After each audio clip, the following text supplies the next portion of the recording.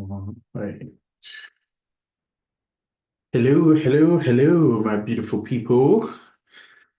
How are you? Good, I hope.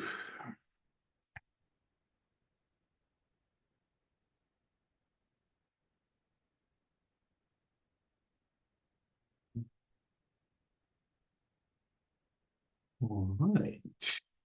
If you could give me a little uh, thumbs up in the chat, let me know you can hear me and see me. That would be wonderful.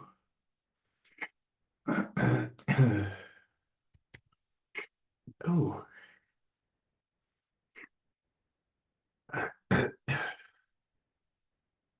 and let's do this.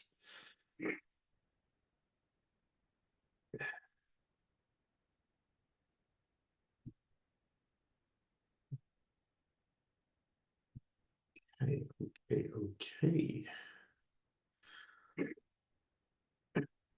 Excuse me. All right, let's pop that there. Hello, everyone. Look at that. We are rolling, rolling, rolling, rolling. All right. So, hello, hello, hello. Welcome to it. Happy Moon Day to all of you out there. I hope you're having a fantastic day. It is a very wet, very gloomy day here in the Shire. I don't know about anywhere else. Um, Abundant rising to you as well, Andrea. What a beautiful thing to say. Thank you very much.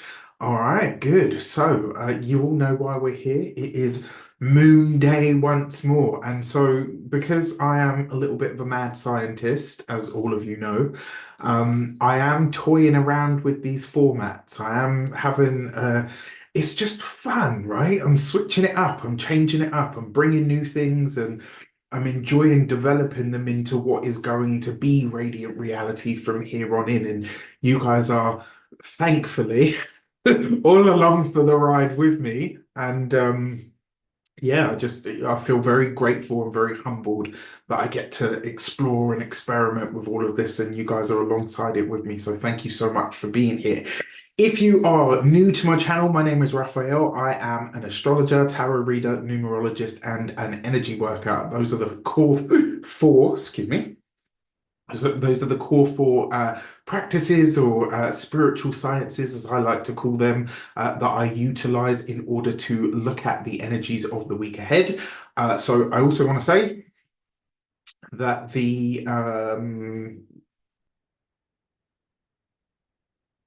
what am I going to say? The astrology that I use is tropical Western whole sign for those of you that would like to know. That's the house system and the system of astrology that I use. When I'm talking about numerology, I will always be talking about standard numerology, Pythagorean numerology, but I also utilize Chaldean techniques and some ancient numerological techniques as well.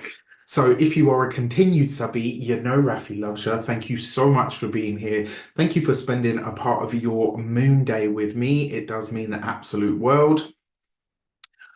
So yeah, I'm going to get straight into it, and we're going to go in for all of the weird and wonderful stuff that we've got coming up. So this week, obviously, I'm going to be looking at the Monday or the Moon Day transit of the week, and I'll be breaking that down sort of day by day. I'm going to share the chart as well so that we can have a little look at it, and just hopefully it gives you something a bit more visual, which in turn can sometimes give you something a bit more visceral as well. So thank you so, so much for your patience. Thank you for being here and all of that good stuff. So let's get started. I just want to make sure that's working.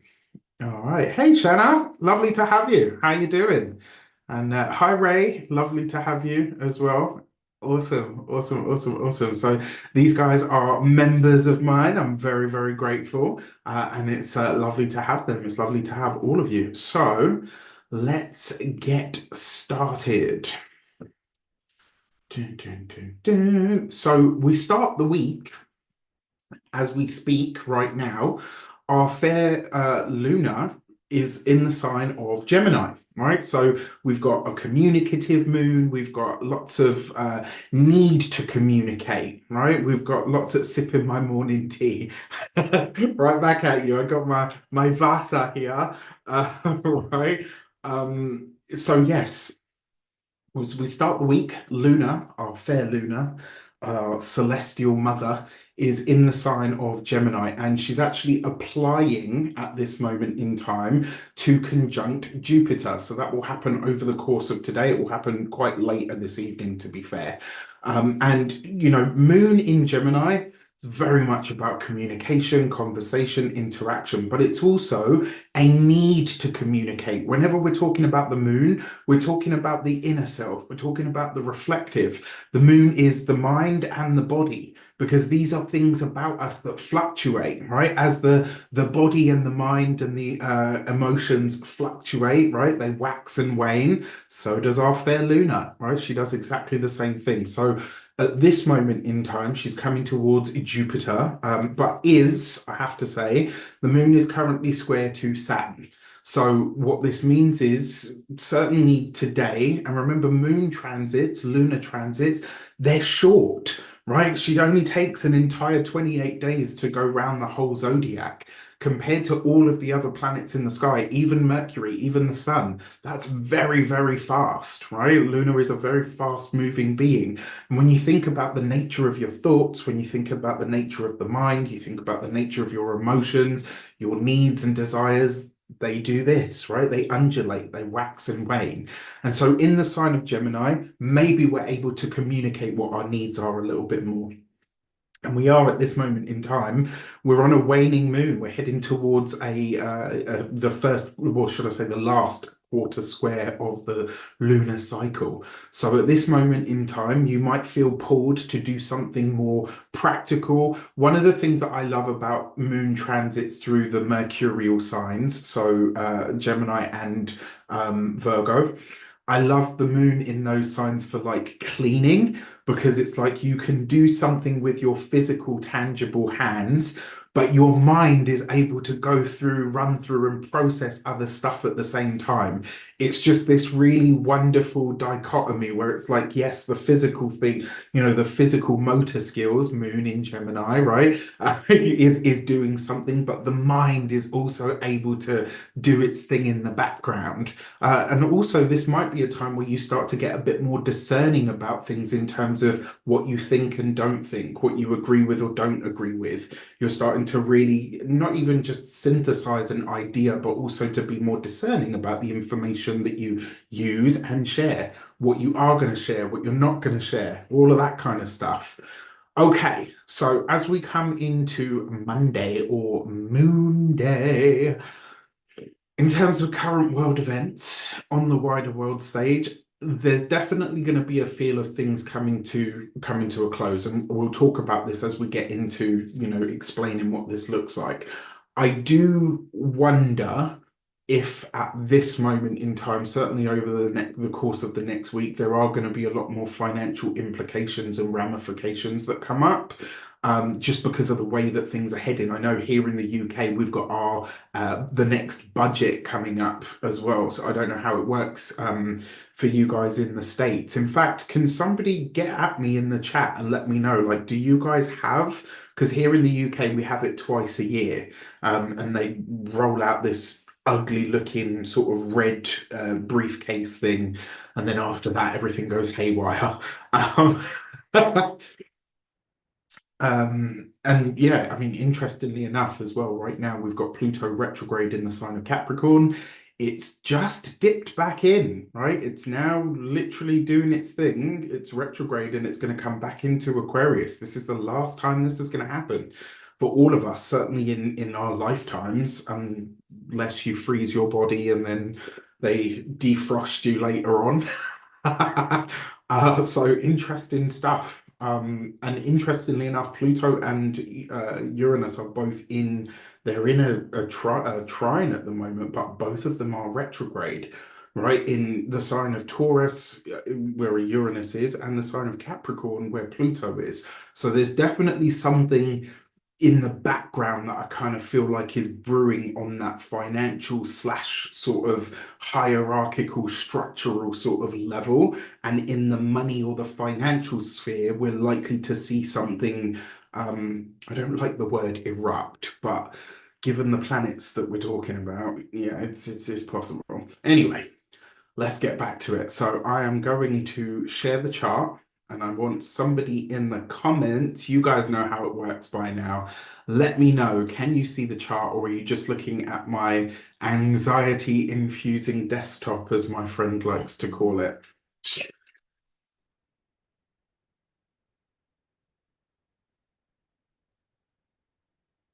Hey, in the meantime, I'm gonna give some love to you guys. So, Rachel England, thank you so much for catching one of my lives. Absolutely love it. Glowing therapist, love that you're here. Helen Jones, good morning for West Virginia. Lovely. Okay. Ray, Shanna already said hi to you guys. Taurus Garden, absolutely love ya. Heidi, hello, hello, hello. You can see it. Excellent. So I set my chart for London because I'm in the UK.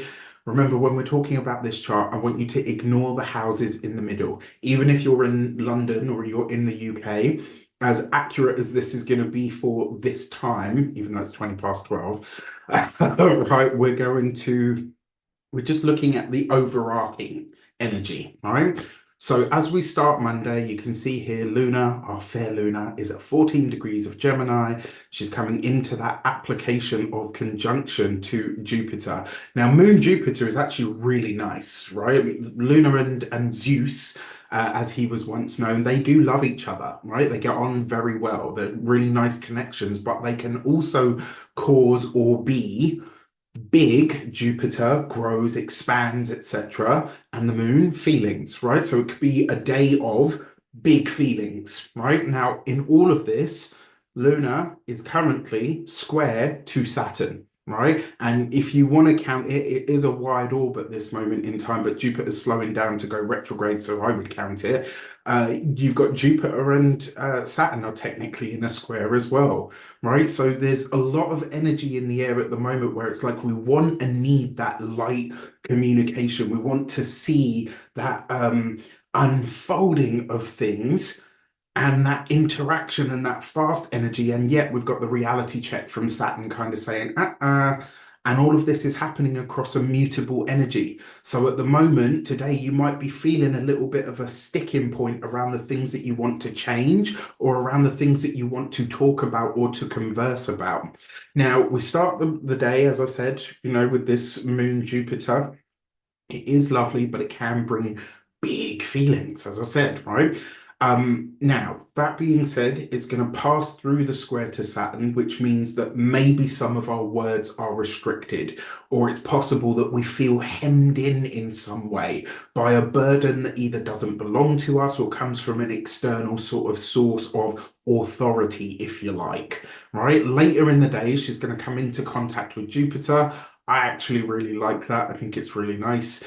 Jupiter can, it's not just luck and abundance and money, but it can represent things like healing. It can represent things like prophecy. This can be words or information, because this is all happening in Gemini at the moment, and it's being checked by Saturn in Pisces. This could be words that you hear today, some level of prophecy in what you're being told, where you realize, like, oh, okay, well, in order to take this path or to go in this direction, this is what's going to need to happen. These will be the parameters that will be set for me and not necessarily by me. And if you're anything like me, then, I really don't like that. Freedom! All right. We might also be looking to understand or to rationalize our feelings by putting them into words. And that's what Moon Jupiter, Moon in Gemini is really good for, right? Finding a way to communicate how we actually feel about something. And yet that Saturn square is kind of saying, okay, well, it's okay that you feel about that, but you're not the only one that feels something about this, right? Saturn in Pisces. Pisces is the sign of the collective, or certainly the collective unconscious. I wouldn't be surprised as well if some kind of information or potentially some kind of secret is divulged today through a conversation, and it might make a real difference. You know, it's not to say that it always has to be dank and horrible and all the rest of it. It might actually really make a difference. Sometimes there are things that we need to hear in order to be able to move forward. As we're coming to Tuesday, as we say here in the UK, um, we're going to see the last quarter square of the moon, right? So what's going to happen as I advance this by some hours? Watch. Right, Luna's going to come into the sign of Cancer and she's going to hit a whole bunch of stuff as soon as she gets in there. Moon Cancer is a very interesting space right now because we've got Mars in there. And, you know, Mars in Cancer it's not the easiest space. In fact, for anybody that's here right now, get at me in the chat. Do any of you have strong Cancer placements? I'm talking sun, moon, or rising, or stellium. Everybody else, I'm sure you have stuff, but I want to hear from those of you that are sun, moon, or rising, or stellium Cancerians. Get at me in the chat. Let me know.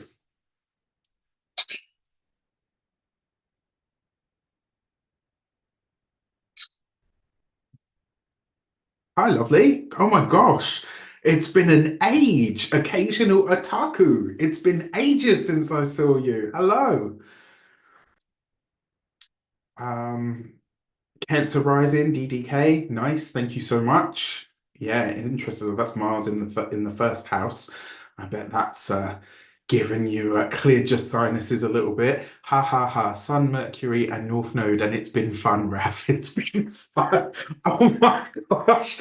Yes, Shanna, I can only imagine, honey. Oh my gosh, that's a lot. That North Node getting a nice little kick in the booty.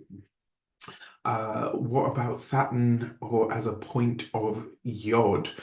As in a part of your personal chart or as in a part of this chart? Sorry, I don't understand the question, lovely. So, to come back to it, right? Moon starting then to move on Tuesday, which interestingly enough is Mars's day, right? The moon enters Cancer and she moves through that in her own sign. So Luna is strong in this sign. And a lot of astrologers seem to talk smack about the moon in Cancer. And the way that I see it, I'm like, that's her house. Of course she's at home, right? I don't care what anyone says. Maybe it's not exaltation, but that's still a strong Luna. Whether she's waxing or waning or not, you know, that's her home, right? Moon in Cancer is a good placement as far as I'm concerned. Anywho, Moon in the cardinal sign of Cancer, right? And there is let's get this done. Let's get it wrapped up. Let's get it kind of complete energy. When we see the last quarter square of the moon, this is an energy of tension. It's also an energy of, I wouldn't say crisis per se, but it's definitely like, you know what? Let's get this done now. Let's get it wrapped up. Let's get it finished. And at the same time, look, she comes into a direct trine with Venus. I'm loving that, right? Loving that. The square to the sun, because the sun is at 2 of Libra at this point, and Sol, bless him, Sol or Solis or the sun, as some people call it, is also somewhat challenged in Libra, right? Venus is definitely challenged in Scorpio, Mars is definitely challenged in Cancer, and the sun is definitely challenged in Libra. Really, at this moment in time, the only person that's really functioning properly out of all of this is Mercury at 26 degrees of Virgo. Mercury's like, yeah, this is, well, and Luna, of course, obviously, right? But everybody else is really in a place that they don't function so well. Look at where everything is, right? You got Uranus in Taurus, completely different energy to what it's used to. You got Jupiter in its full, right across the sky from its own home, right? You got, I think, really and truthfully here in this chart on Tuesday, the only two sort of energies that are in good stead are Luna because she's in her own sign and Mercury because he's in his own sign. Everybody, I mean, I'm going to talk some smack and I'm just going to say it, right? I don't personally love Neptune in Pisces. I haven't loved it for the last 14 years. It's not been nice, to be completely honest. Just me. Maybe it's just me. But I have not experienced that in a good way. All right, so this moon, this last quarter square, it's an energy of action, right? Let's get it done. So you're going to start to feel that. Now, as Moon moves through this, she's going to start to square both of her own nodes. This is a chance to really see or to understand something differently, right? And at that last quarter square, it carries the let's close it down energy, right? It's kicking in to remind us that we've got to make certain moves in order for certain things to happen, right? Now, as we move forward, let me take this back to 12. As we move forward into Wednesday, look at that, right? This is Moon directly on Mars. If Moon Jupiter is big feelings, Moon Mars is, for those of you that have seen the 2025 overview video that I did, you'll know what I'm talking about. If you haven't, this might not make sense, but one of the things that I really feel about Mars in Cancer, this is like angry, righteous tears, right? You know, when you get to the point where you're so angry and enraged and incensed over something that it literally just spills out of your eyes. It's not even so much that you're upset. It's more that you're so angry that you're just like, you know what? Your body is kind of like, I can't handle this, so I'm going to cry for you. Am I making sense? Does this make sense to anybody? Can anyone else kind of relate to what I'm talking about here? Again, let me know in the comments, in the chat. Hopefully, I'm explaining this in a way that makes sense to some of you. The other thing with this, remember, Moon Mars can be explosive feelings as well, right? It's the where it just kind of comes out, right? It has to be done, it has to be said. And yet we've got this really nice sobering trine between Mars and Saturn, and also now Luna. So we've had the chance to explain how we feel, and maybe that's provoked a reaction. And by Wednesday, we start to really feel, okay, this has been said. Now I'm starting to process, right? Now I'm starting to kind of see where things are at.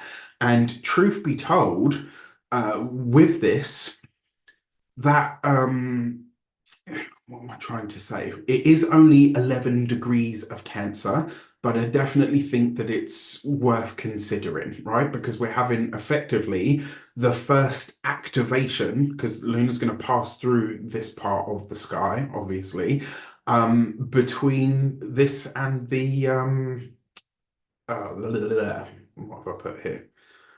It's the first activation of the angry tears energy, right? So, and it's only at 11 degrees at this point. Mars has still got a long way to travel, and it's going to come right the way back in, you know, as of January next year. So, whatever we're going through and dealing with at the moment, all of this stuff's going to come up again. It can be passionate feelings, right? Angry emotions and the like.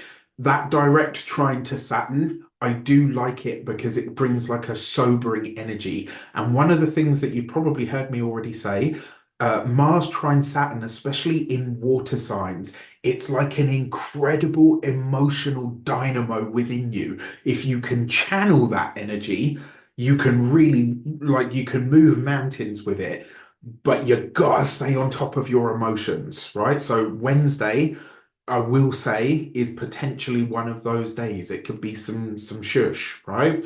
So just keep that in mind.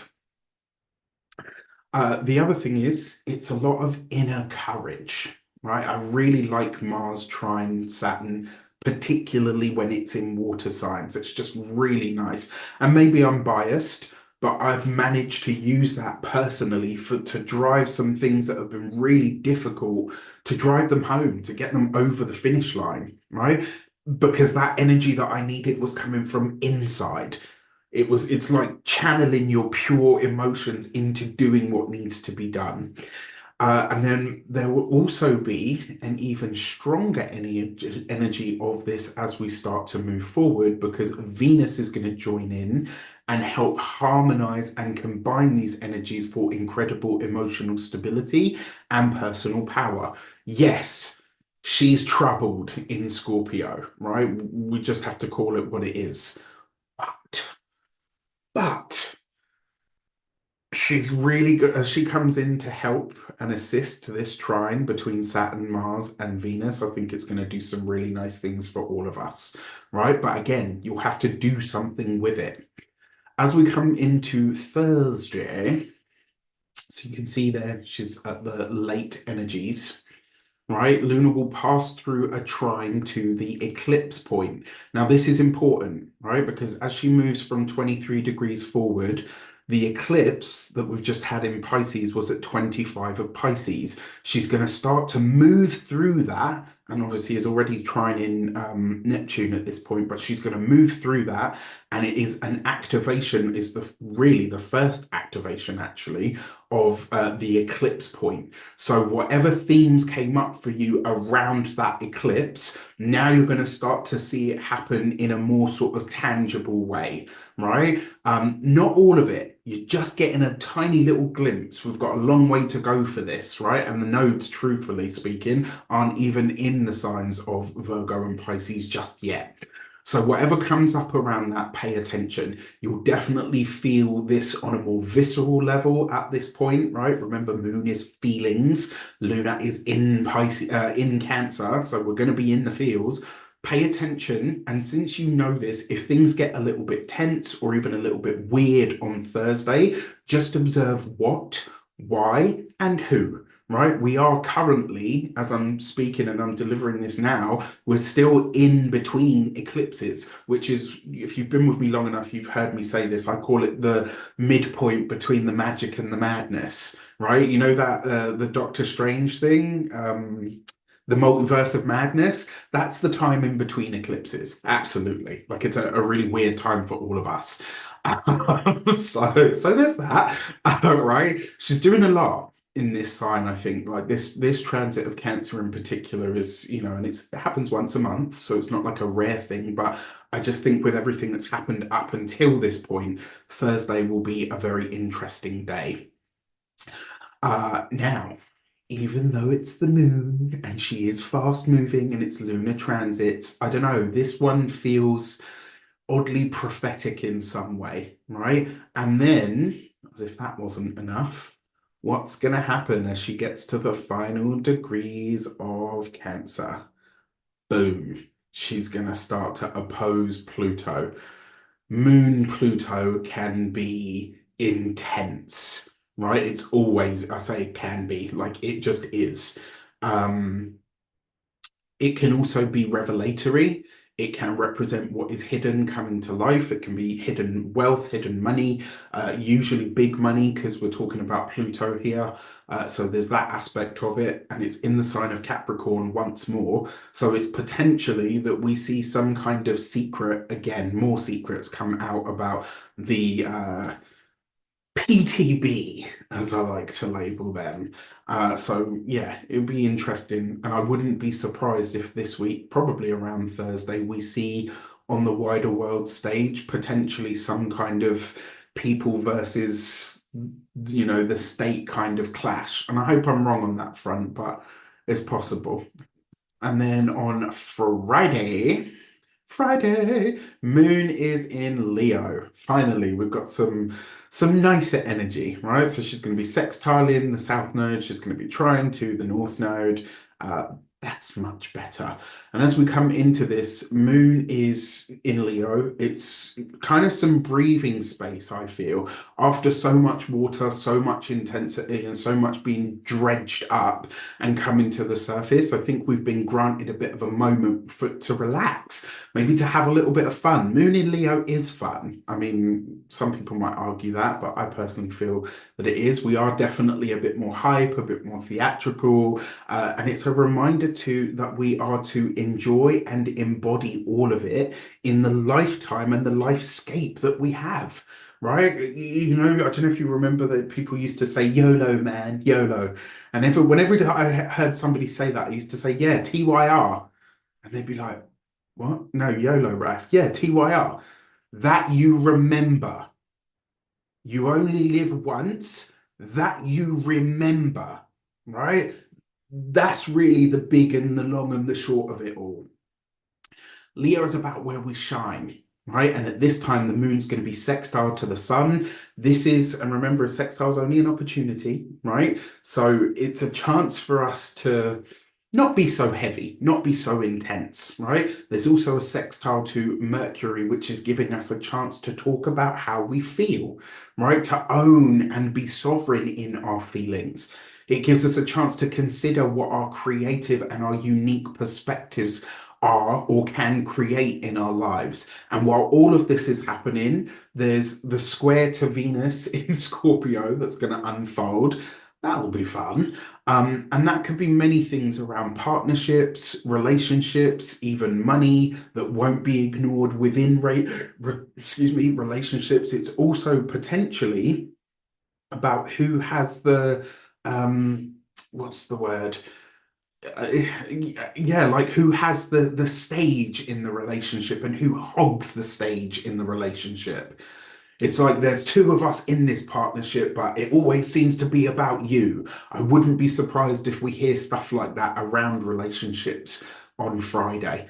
You know, and funnily enough, Friday is Venus's day. So I just love all of the intricate ways that this stuff can work sometimes. Um, Potentially a good time to explore. And if you can keep it light-hearted, the chances, you know, you can move things along in some way. Let me, yeah, let me do that because that's somewhat distracting for me. All right. As we come into Saturday, look at this. Moon will be trying to Chiron, but it will also be sextile to Jupiter. And Jupiter is sextile exactly at this point, and Luna will pass through exactitude as well, of in a sextile to Chiron. Now, I don't know if you remember, I said that Jupiter could represent healing as well. There's an interesting energy in the air at this point because that trine to Chiron and the sextile to Jupiter, and the same with Jupiter to Chiron, there's a burst of short moments that can lead to big or profound healing. It's like the right thing that you hear at the right time. You see the right thing on TV, you hear the right conversation. There's something that takes place where it's like, oh, you know, it shifts your perspective, and it's really about owning our stuff, owning our wounds and our insecurities, and realizing that those things are the keys to unfolding our own personal expansion, right? The moon still being in Leo, it's like we've got a chance to let it all unfold in almost like not even in divine timing, but we've got a chance to let it all unfold and still hold on to the inner throne, right? And I say this to people a lot, especially in the work that I do. Ascend to your throne lest somebody give you a chair, right? Ascend to your own throne lest somebody give you a chair. Yeah? Take the seat at the head of the table lest somebody give you one of them plastic chairs in the back. You understand what I'm saying? Yeah? If so, give me a thumbs up or a little heart in the chat. In the background, we've got Pluto sextile to Uranus and both of them being retrograde, and these are also sextile to Neptune. Saturday, there's something about this that for me personally, it really says that there's a higher purpose or meaning to whatever is unfolding, but it's not for you to know what right now, right? It's like just be present, be embodied, know yourself inside and out, and have that be enough, but plenty more than that as well. It is Leo after all. All right. Got you, Shannon. Got you. All right. And then on Sunday, the moon will be in the sign of Virgo. So as you can see here, she comes into Virgo. I personally love Moon Virgo. I really do. It's just such a nice sort of easy transit. It's like a roll your sleeves up and get the on with it, right? At this point, as you can see, we're closing down this last lunar cycle. It's still be a couple of days yet, because obviously we've got as this advances into next week, we've got the last Libra new moon solar eclipse, and that one in particular is going to be weighty. Like, I feel like we're all going to really experience that one. And not necessarily in a bad way, right? When I say that, it's not always like, ugh. It can be nice as well. I just think it's going to be weighty, right? Now, we end the week with Luna in Virgo. It's late, it's waning, heading towards its balsamic phase or stage. What have you learned in Virgo season? Right? Even though we're in Libra season now, technically, because the sun is in Libra, right? What have you learned? That's what Sunday of this week is really going to be about. It's that looking back, sifting through your information to say, wow, you know what? Late August through to midpoint of September, etc., until the autumn equinox or the spring equinox, depending on where you are in the world. Wow, this is what Virgo season has taught me this year, right? There's a feeling of really starting to not even categorize, but actually synthesize an idea or an understanding around what we've experienced in the last however long, right? What did you change at this time? We're still in eclipse season, right? So keep that in mind as well. And we will be after next week as well, right? It's eclipse season is quite a long window. You could call it a month, right? You've got 2 weeks between the eclipses, and then you tack on a week before and a week after. So we're in eclipse season technically for like a month at a time. It's an interesting point. The midpoint between the magic and the madness is well and truly here. But as Luna heads towards, doesn't fully approach or doesn't fully reach, should I say, the opposition to Saturn just yet, we see something new unfolding. And the reason being, it's like a challenge that won't be overcome. There's a hard line in the sand where a reality check sort of comes in to say, actually, here's something that you should probably take a crack at or a look at. So, all in all, it's going to be an interesting time, I feel, over the course of this week in terms of our emotions, in terms of our realizations, in terms of the Moonday Magic. All right, so I'm going to stop sharing. I've got my cards here, my trusty cards. I'm going to bless all of my decks before we start. So take a breath if you're out there. Take a breath with me.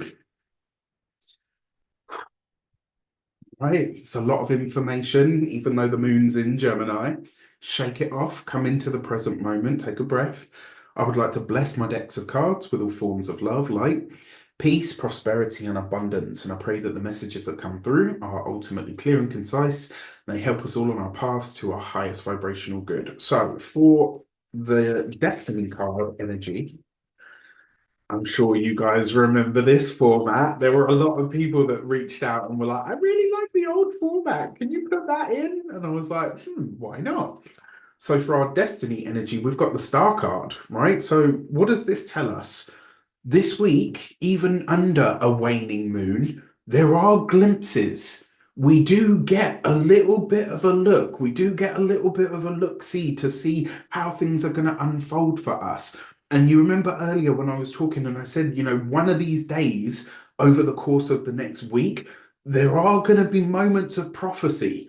Listen out for them. And, the way that I've always understood or experienced this is when you have a conversation with somebody and they say to you, they just drop some really profound ish, and and they're like, oh, sorry, I don't know why I said that.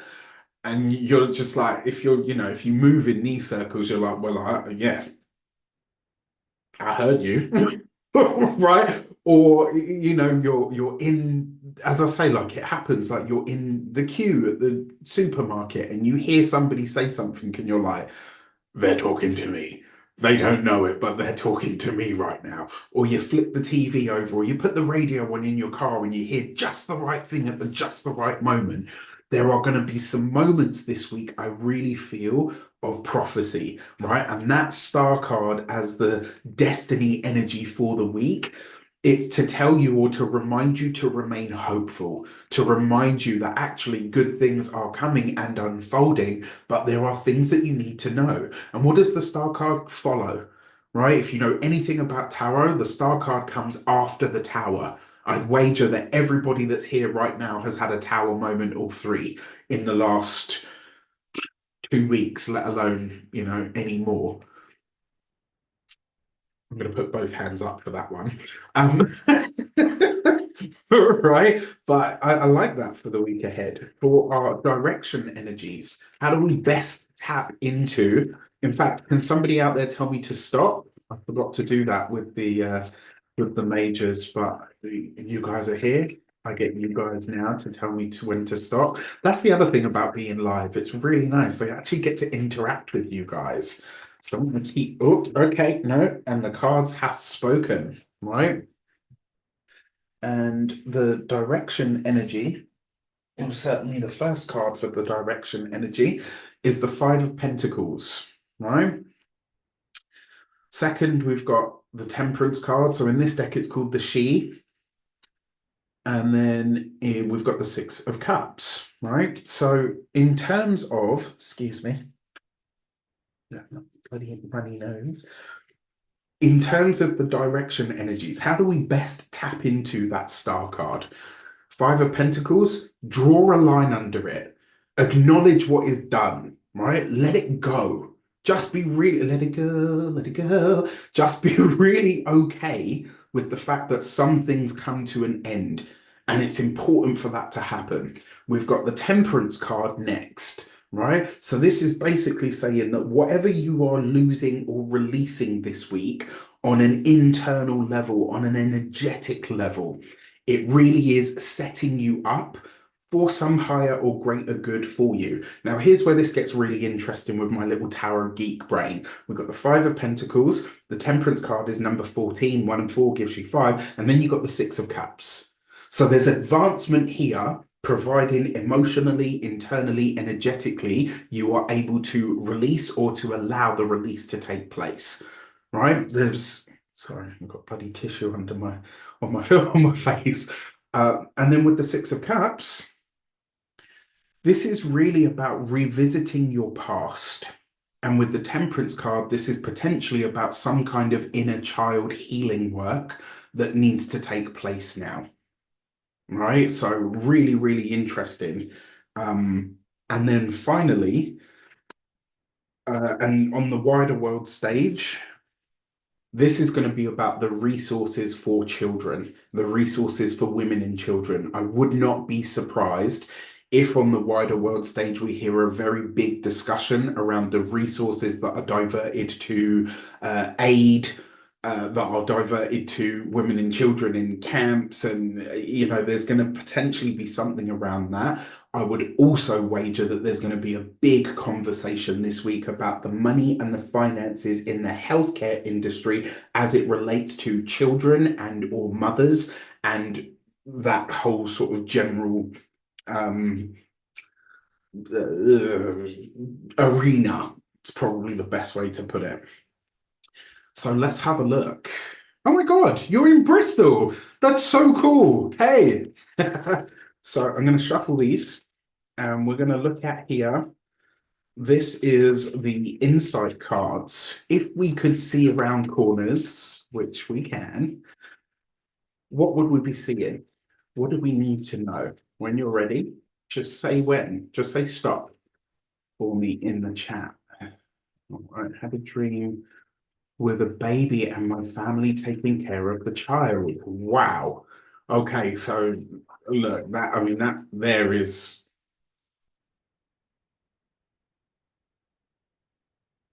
Did anyone else see that? I know there's a little fly here somewhere that just went past, but did anyone just see that little wisp? Okay, Taurus Garden says stop. So we've got the Six of Pentacles. Now, isn't that interesting, given that we had the five? We've got the Justice card. Wow. And we've got the Devil card. All right. On the wider world stage, Cindy saw it. Yeah, I thought it was just me for a second. I was like, did anyone else just see that? Right. So we've got the Six of Pentacles, the Justice card, and the Devil. On the wider world stage, there is going to be big talks around a financial contract and or commitment that has already been made. And I don't think anybody is aware of this as yet. I think this is going to be some kind of revelation about something that's been signed on behalf of the people without the people say so, right? So there's that. I wouldn't be surprised as well if there's some kind of potentially new financial legislation that kind of comes forward, right? So, go away. Now, on a more personal level, to see around corners, isn't it funny that the first card out for the